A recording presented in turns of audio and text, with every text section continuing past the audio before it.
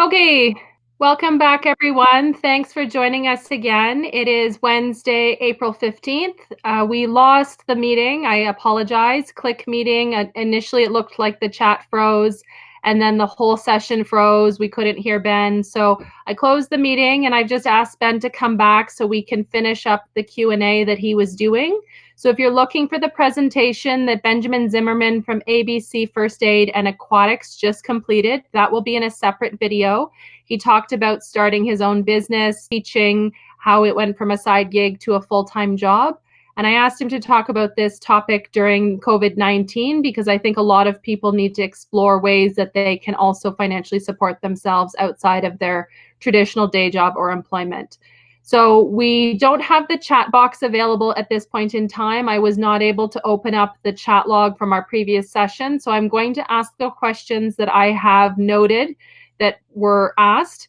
And then in the future, when I get access to the recording from the previous session and I can look in the chat box, I will cycle back to Ben via email and we'll see if we can get a couple of your questions answered on the show notes. So make sure you're referring to the show notes for each of these sessions, and that will be where you can see all of the resources that Ben has discussed or shared, any of the resources from the chat box. Okay, so we're going to go through a couple of questions. First one that came up, Ben, you mentioned a lot of the skills that you have developed as a business owner and being an affiliate, how they're transferable, same as somebody who is an aquatic facility manager. So could you talk about some of the skills or lessons that you've learned and how they would apply to either job? Yeah, so when I was working at aquatic centers and country clubs and camps, one of my main things I wasn't in charge of was like budgeting and all of that. So when I started my company, I had to learn how to obviously budget, deal with all the money. We're creating like spreadsheets and Excel sheets and all of that to document all my courses, all my income, all my expenses. So that's something that if you are wanting to start your own business, like learning how to use Excel properly or any of those platforms and learning how to take that time and document everything after and before a course and all your expenses. Because if you do it at the end of the year or at the end of a couple of months, you realize how long it takes. And I learned that like the hard way in my first year or two of business. I was like, oh, I'll do it later.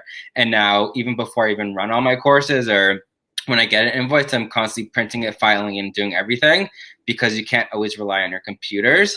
You have to have that hard copy as well and file it and keep it for your records for many of years. Yeah, I definitely agree with that. Finances are not my favorite part of being a business owner. I do have a bookkeeper that helps me a little bit, but I agree with you wholeheartedly. You can't leave it to the end of the year. It's like 60 or 80 hours. You can't find receipts. And if you don't have receipts, same thing. So I do it once a month now. And I know that there's a lot of great apps out there where you can snap a photo of a receipt on your phone, upload it to an app if you don't want to deal with the scanner, and just doing it as you go, like you said, because you forget maybe how far you drove for this client, or you forget that maybe you bought donuts or coffee for this class, and little things add up. And so it's really important. I like your piece too about cost recovery, taxes, budgeting. I know for me, Excel is not something I'm good at. So you don't have to be an Excel guru to be successful, but it is something you have to think about. Are there any like business books or resources that you've used to help you with things like that that were newer to your skill set? Not really. I kind of just like learned everything kind of on my own, just like whether I'm watching videos on YouTube or from friends and family that had more experience in that aspect that helped me out at first. And then I continued to obviously learn that by myself.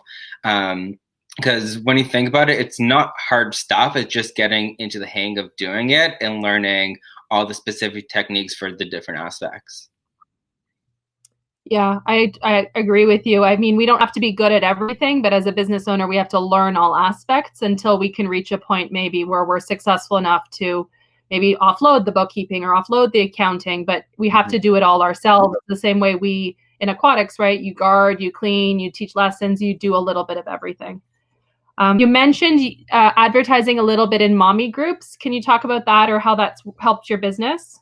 Yeah, so a lot of my business, or not a lot, part of my business is doing these workshops, like I stated earlier, with mommy groups or new time parents or expecting parents. And there's tons of Facebook groups out there, such as like a Toronto like mommy group or Toronto kids or whatever else. So if you can be a part of that group and just advertise there, most of these groups allow you to advertise your own business once a month at the first of the month. So looking into that, because if you're just promoting yourself whenever you want, you're going to get flagged and be like removed from that group. Yeah, I think that's a key piece. So what are some other advertising? So you mentioned earlier session, you do Instagram. Are there any other like every month kind of things that you know to advertise on? So that's one you mentioned. Are there any others you use or sites? Yeah, so sometimes based on the month, like if it's hard month, like I said earlier, I'll kind of do a promotion of like, hey, great time to learn CPR. It's hard month. Obviously, CPR is related to cardiovascular disease and all those aspects. So take the time now to learn about it when it's all over the news. And I think just like having that broadcast from various different agencies around the world at that month helps with your promoting as well. You just have to put a little bit more effort into it during that month to reach out to those clients because they're still seeing it everywhere happening. So they're more willingly to probably take a course or sign up for a course at that given time. Excellent. You also mentioned earlier in your session, Ben, that you the importance of volunteering and giving things away or giving time away. Can you share some of the things that you've done? Because I think that's so important, and many people just expect their business to flourish without giving anything back or investing initially. Yeah, so part of being an examiner mentor, we are the ones that are obviously certifying or approving the certification for the swimmers or the course participants. And as an examiner mentor, you're examining other potential examiners out there that want to become an examiner. Technically, it is a volunteer certification that you're not expected to be paid when you're examiner mentoring someone else. So I've done a bunch of those all around like the city, just going into places that are looking for examiner mentor. And then you start to build connections with that place of like, hey, you can help out with my staff training. Hey, my staff need a certification. They're going to come to you for a research. So that volunteering isn't just volunteering, but it's building the connections and the clientele as well. And I love what you said about the business cards earlier, always having a business card in your wallet, in your car, in your parents' wallet, or like family members that they can pass them out. Do you know what's the randomest referral you've had or any great referral stories that way?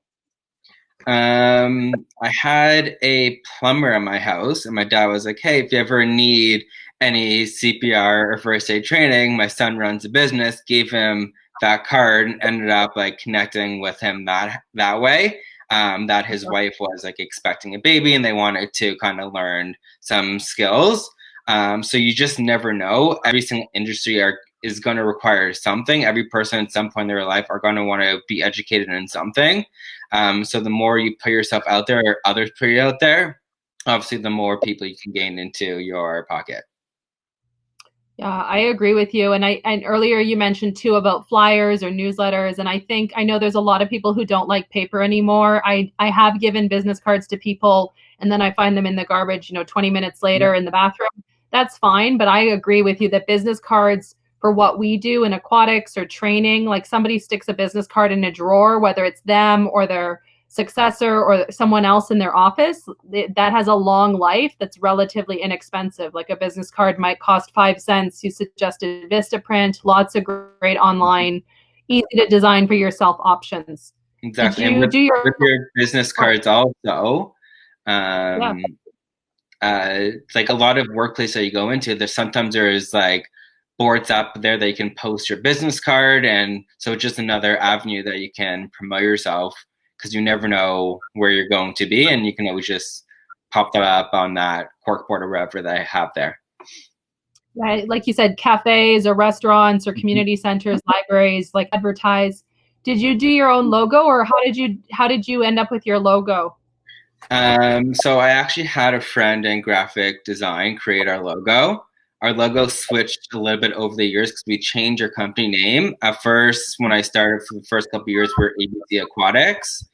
And then we switched our name to ABC First Aid and Aquatics to kind of further represent that we're not just aquatics, but we're first aid as well.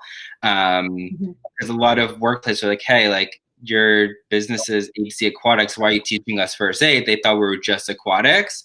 So just that slight name change kind of promoted myself even more. And I'm lucky that my friend did all this free of charge. So I didn't pay any money really to create my logo. Yeah, I think a logo is super for a business. Not that you have to spend a lot of money. There are different opinions, but I definitely think having branding, having something recognizable and not just using, let's say a Canadian Red Cross affiliate might use the Red Cross. They're entitled to use that, but in a sea of first aid providers, at least, ABC First Aid and Aquatics stands out. It's a distinctive look. But also, like you said, not being pigeonholed by those clients who think non-pool people who don't know that we can do many other things, right? Exactly. I think that's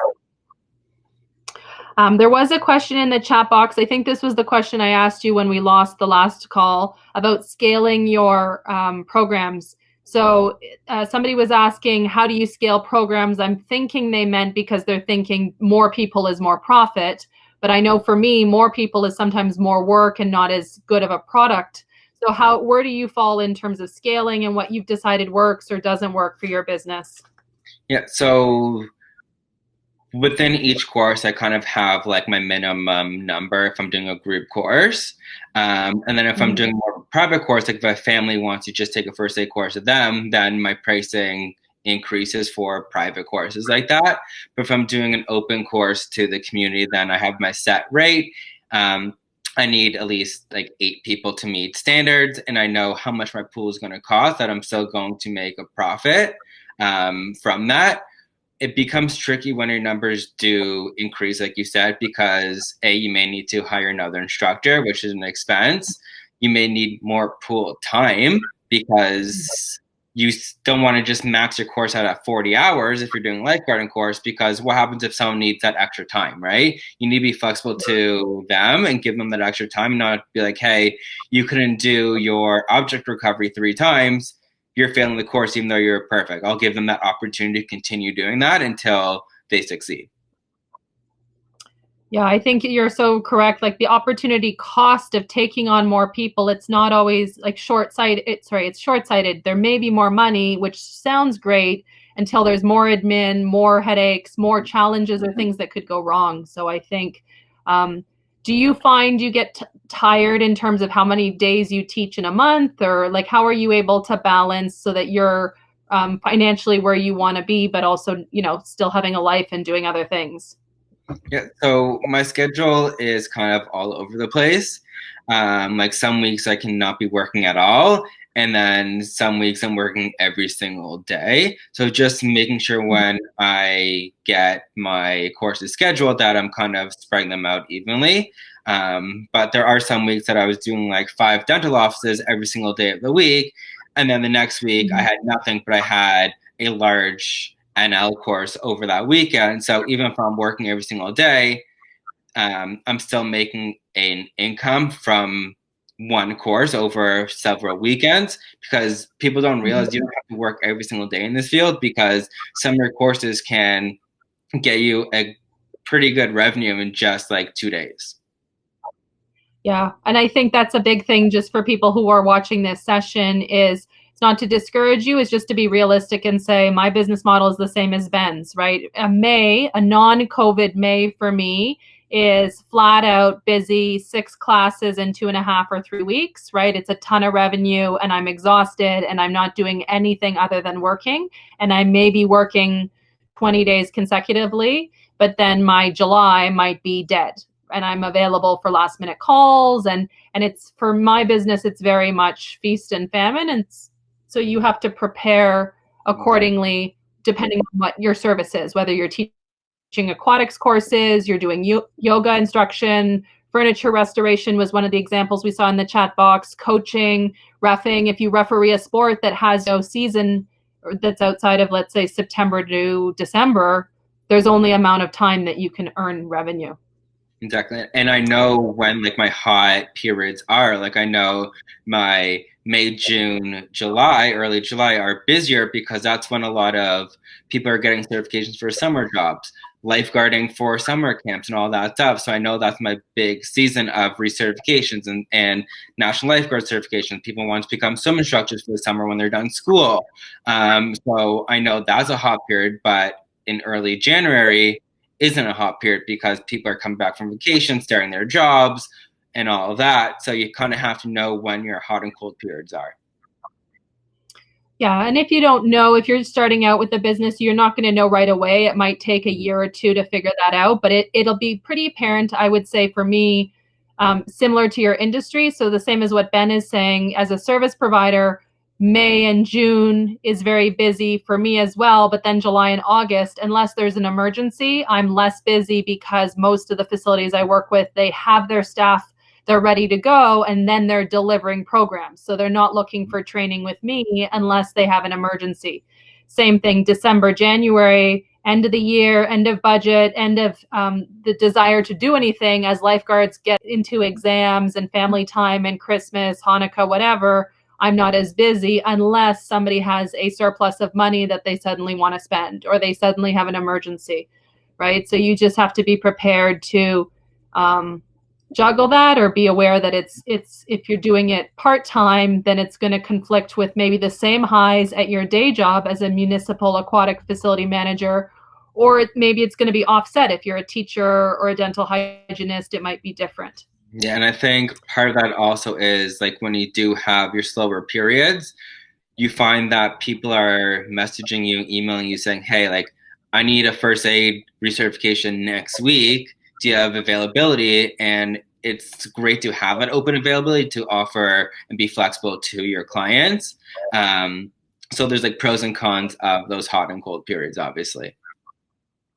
For sure. And then eventually, too, when you get busy, I know I'm just figuring this out now. If I'm covering off a super busy period, I might have open availability, but I'm not offering my clients open availability because I'm trying to recover from that really busy period.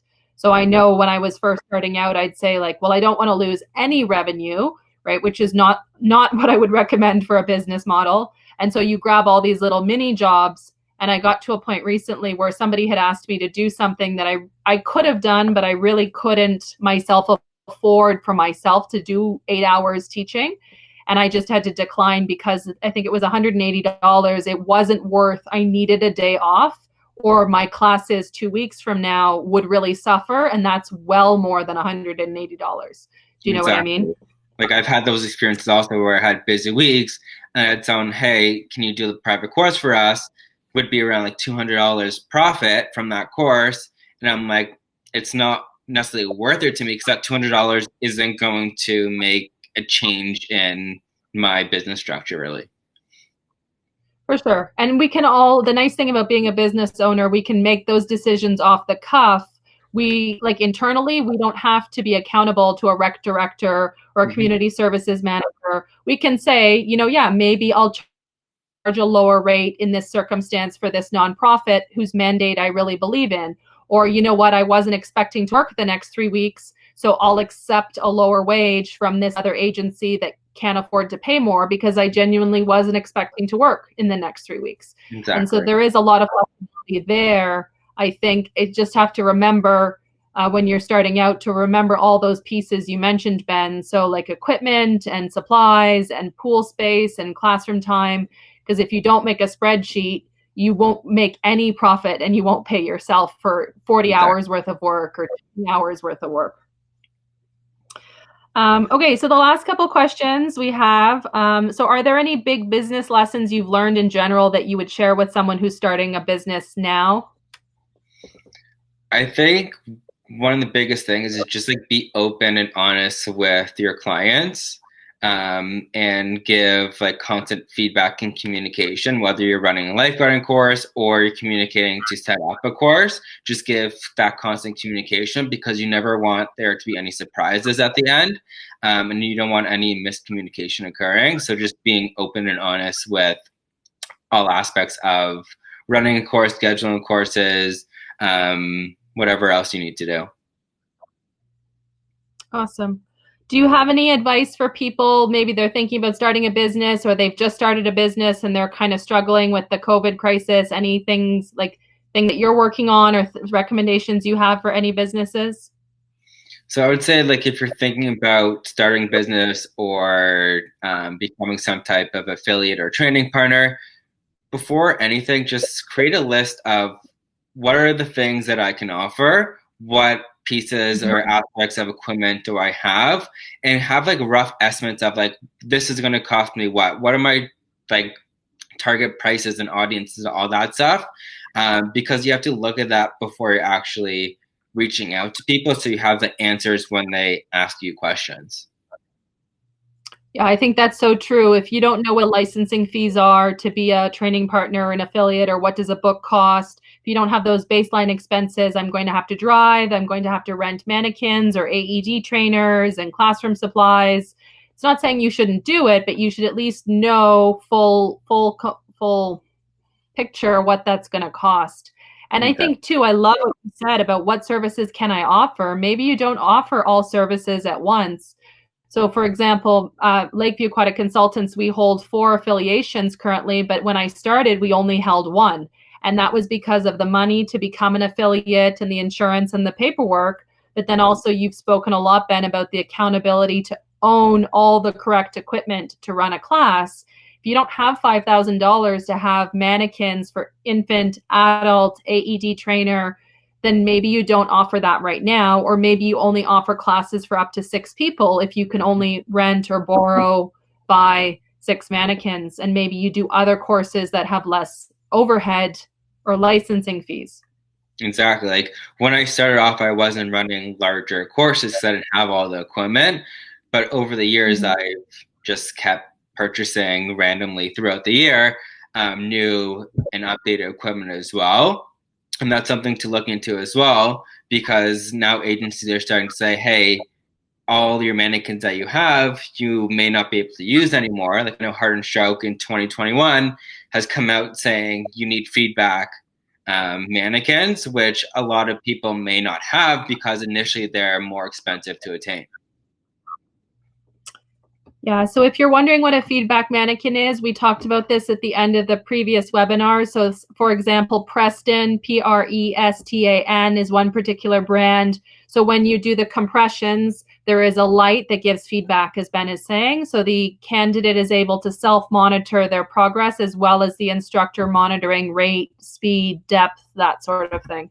So that is a huge change. So if Heart and Stroke, yes, to your point, if they're saying you have to have them, a bag of Preston mannequins, $500 for 4 or 5, you're looking at $3,000 or $4,000 Canadian to get outfitted, plus AED trainers and other, bandages, gloves, pocket masks, lots of equipment for sure.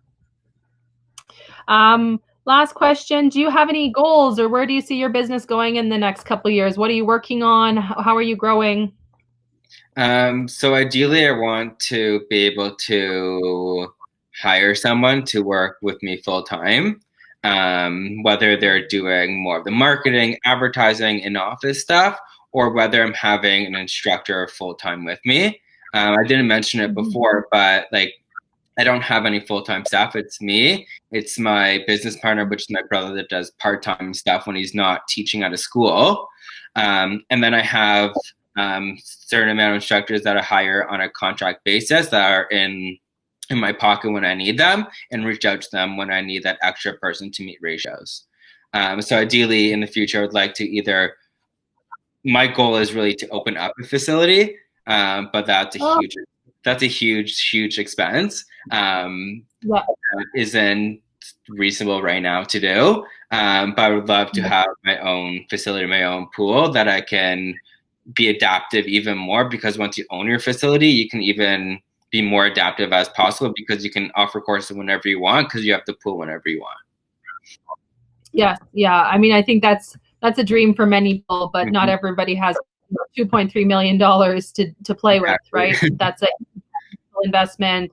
It's a whole different business model too, when you have more overhead and staff and a building. So yeah, power to you. That's a great goal. It's definitely something to reach for. And I think for anybody who's watching this session, it's important to have goals, because if you just get stuck thinking, there's one affiliate near me that I sometimes subcontract for in a pinch. If he needs someone and I'm free, I'll teach for him, but he's working all of the time. And it's good to work and it's nice to make money when it's for yourself and for your efforts, but you have to reach a point too where you're thinking, okay, well, what's the next step? Is the supervising someone else? Is it a facility? What does that look like? It's not just doing the same thing for 4 or 5 years, getting burnt out, not providing good instruction, doing the same thing, we get stale, right? So do you have anything else you want to add, Ben, or anything that you want to mention that we haven't covered? Not that I can think of right now, but just wanted to put it out there that if anyone has any questions, anything that they can, feel free to reach out to me, whether you email me, write a message through my website link, Instagram, Facebook, whatever. I'm here to connect with other people and answer any questions or concerns that anyone may have, or any connections that someone wants to have with me. Awesome. I so appreciate that. I think it's so important to connect with people wherever, right? So Benjamin Zimmerman, ABC, First Aid and Aquatic. So he's based in Toronto, Ontario, Canada. Me, Katie Kreisdell, Lakeview Aquatic Consultants near Calgary, Alberta, Canada. All of our contact information, reach out to Ben, reach out to me. All of our contact information will be on the show notes for this session, as well as all of the links to information that was posted in the chat box from the previous session on the show notes on lakeviewaquaticconsultants.com. And thank you so much, Ben. We're going to sign off there, and fingers crossed we get everything uploaded so everybody can actually see this. Perfect. Thank you, Katie. Bye. Thank you.